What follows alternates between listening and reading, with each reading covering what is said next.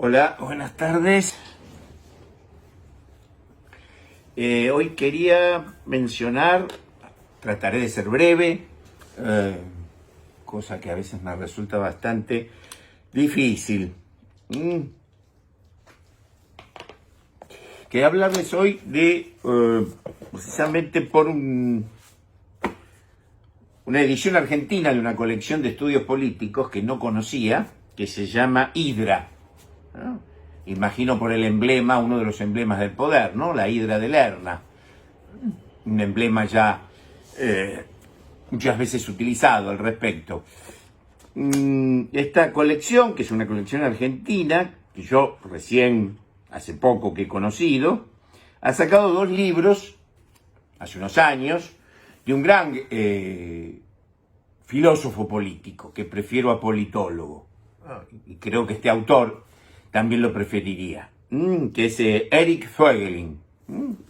Esta editorial Hidra de Buenos Aires ha sacado 2 libros, editado 2 libros, son conferencias de Voegelin, que es El asesinato de Dios y otros escritos políticos, y La guerra y la gracia, escritos sobre Nietzsche y Pascal.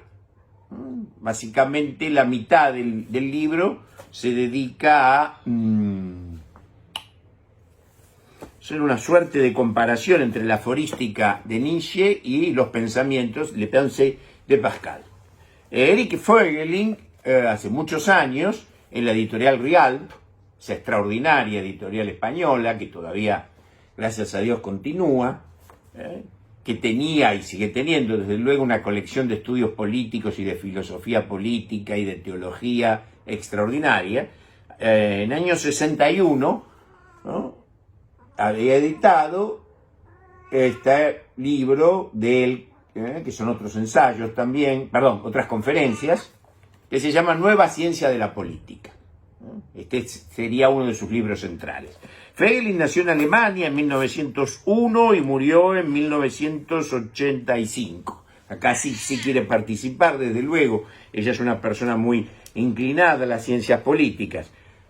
¿Cómo no? Ya que si una característica tiene el gato, la gata en este caso, es su sentido de la territorialidad. Y no hay nada más político, centralmente político, que la territorialidad, el sentido de la territorialidad. Que bien nos haría falta a los argentinos tener presente, recuperar, tener más que presente. Bueno, por nuestra parte, ¿por qué no decirlo? En nuestro extenso y sobre todo más extensa segunda edición de la traducción de la melancolía, en el capítulo que hemos agregado, nos extendemos bastante sobre la territorialidad, el nomos o el fracaso, aparentemente, hasta el día de hoy, de un nomos argentino.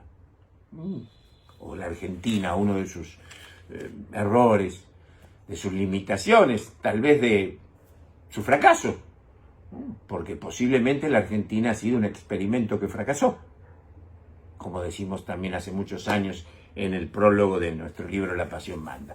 Bueno, Voegelin, que nació en Alemania, estudió en la Universidad de Viena, estudió con Hans Kelsen, obviamente huyó rápidamente de ese positivismo mohoso contra la cual la mayor parte de la ciencia política contemporánea pugnó. Básicamente es el gran enemigo intelectual de Carl Schmitt. Voegelin estuvo cerca de Carl Schmitt, estudió con él, tuvo relaciones políticas hasta que ese momento de la Guerra Civil Mundial, conocido como la Segunda Guerra, lo separó.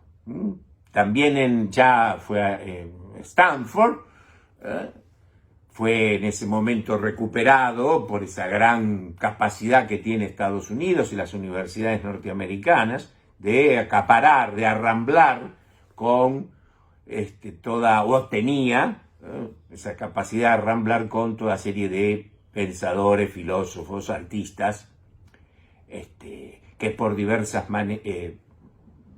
modos por diversos azares de la fortuna, tuvieron que entrar en diáspora, tuvieron que entrar en errancia, tuvieron que desplazarse.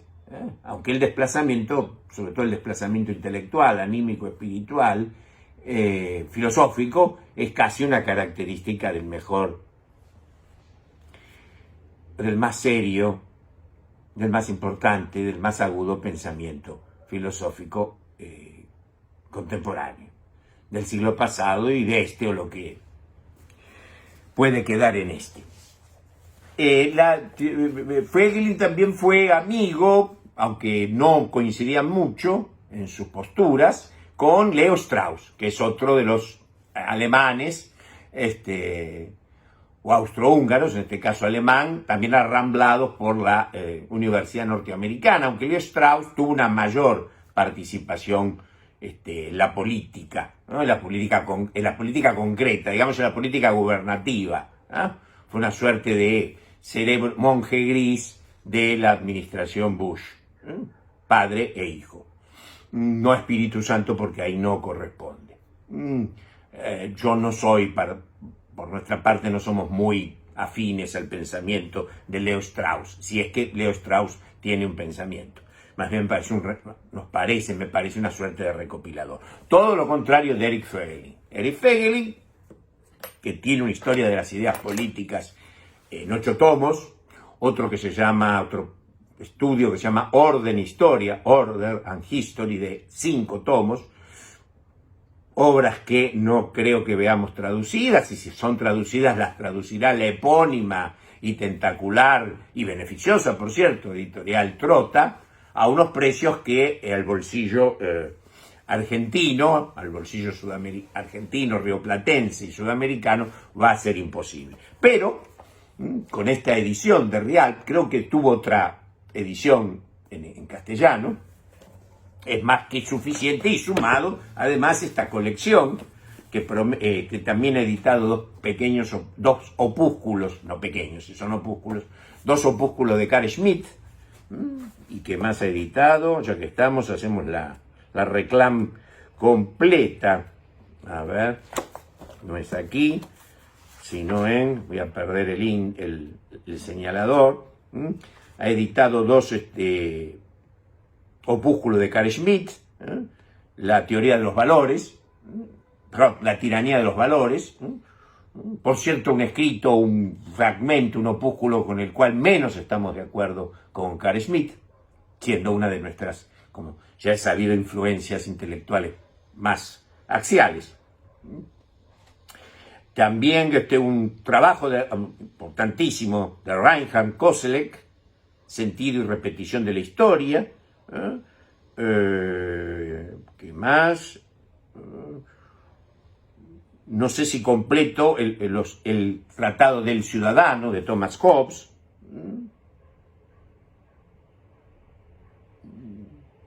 ¿Y qué más? Sí, este es importante, porque tiene prólogo del gran erudito estudioso de la política, que también ha escrito mucho sobre Carl Schmitt, el argentino Andrés Rosler. Así que este libro, El Ciudadano, que no sé si está completo o es una antología, tiene prólogo y seguramente ha sido el curador de esta edición de este libro de Hobbes. Pero bueno, vayamos a Voegelin, ¿no?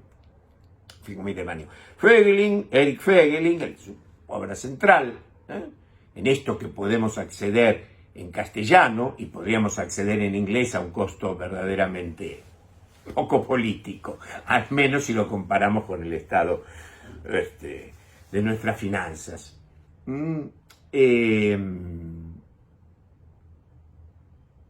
Él tiene 3 etapas, pero básicamente, para resumirlo y para hacerlo conocer a algunos lectores o seguidores de estos videocharlas, que como ven quiero que sean lo más caseras posibles, lo más fata en casa, lo más en pantuflas, aunque hoy no lo estamos. Sí, estamos en pantuflas, pero bueno, no estamos tan en bata.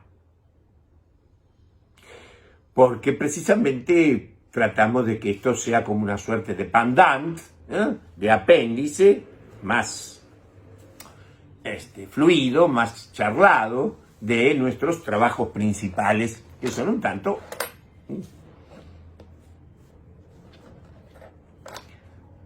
más exigentes. Obviamente, como va la cosa, como va el aprendizaje, no solo en la Argentina, sino en el mundo occidental, donde prácticamente el alumnado de secundario, y hablo también de los países europeos, un 35% no sabe descifrar un editorial de un diario, de un periódico, así que bueno. Pero bueno, parte de la ciencia política, parte de la filosofía política es la resignación, o como decimos nosotros, la resignación, volver a signar, darle signo, no solo en cuanto a señal, en cuanto a significado, sino en cuanto a resignación en el sentido de una pietas cristiana. Cristianismo al cual también Eric Voegelin pertenecía. No sé si seguramente era cristiano, su pensamiento político y filosófico es cristiano, no sé si participaba del catolicismo, su madre era católica y su padre era luterano. No sé por qué optó, pero su filosofía política, su pensamiento es de cuño, de raíz estrictamente cristiana. Bueno, tiene 2 o 3 etapas, pero lo fundamental, diría axial, al menos para esta primera aproximación mía, para ustedes, el público de Voegelin, es lo que él llama el gnosticismo en la política. Tenemos que ver. Él dice que desde la Edad Media, ya desde Giacomo, o de Gioacchino di Fiore, ese monje que creó una suerte de utopía de los 3 reinos, hacia 1300, a partir de allí, hasta las teorías utópicas contemporáneas, o a partir del siglo XIX, o mejor dicho, a partir de la enciclopedia, incluso a partir de Tomás Moro, pero que llevarían a las últimas consecuencias en el marxismo, el nazismo, el propio liberalismo, los estudia, los entiende Voegelin como continuadores de un gnosticismo. El gnosticismo para él, ¿no?, porque es un término que se utiliza muchas veces de manera equívoca, como tantos otros, para él el gnosticismo sería una secularización del eschaton. Todos deberíamos saber más que nunca en estos meses, y los próximos meses, y los próximos años, qué es el eschaton.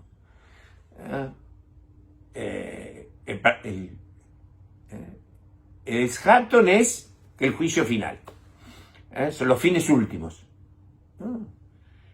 Es la terminación de la historia, que para el cristiano es la parousia, la segunda venida de Cristo. Eso que Heidegger al final de su vida, cuando regresó, si es que alguna vez se fue del todo del catolicismo, dice en esa charla, única creo que dio por televisión, entonces dice, bueno, ¿y qué podemos hacer? ¿Qué puede pasar? Solo un Dios, solo la aparición de un Dios puede salvarnos. Seguramente Heidegger estaba hablando del Dios que está de Voegelin y el mío, y el nuestro. Bueno, así que Voegelin llama a todas estas utopías, ¿no?, resultados, ¿no?, formas, variantes de lo que él llama gnosticismo. Esto es algo que no intenta secularizar, volver exclusivamente terreno, precipitar esta idea del juicio final, de la terminación de la historia, pero no el fin de la historia en el sentido que dijo ese chapucero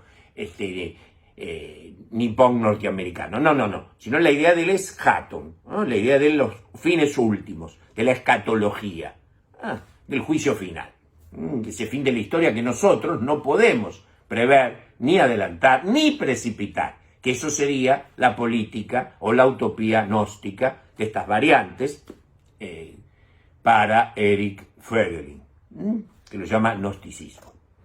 De paso cañazo, para decirlo en mimético bajo, habría que dedicarle otra charla, otro video charla, lo que fuere, otro de estos comentarios de estas apostillas al empleo particular que Voegelin utiliza de gnostis o de gnosticismo. En el caso de Voegelin estaríamos de acuerdo. Adelanto un poco nuestro juicio porque de alguna manera somos parte filosófica e intelectualmente comprometida en el tema.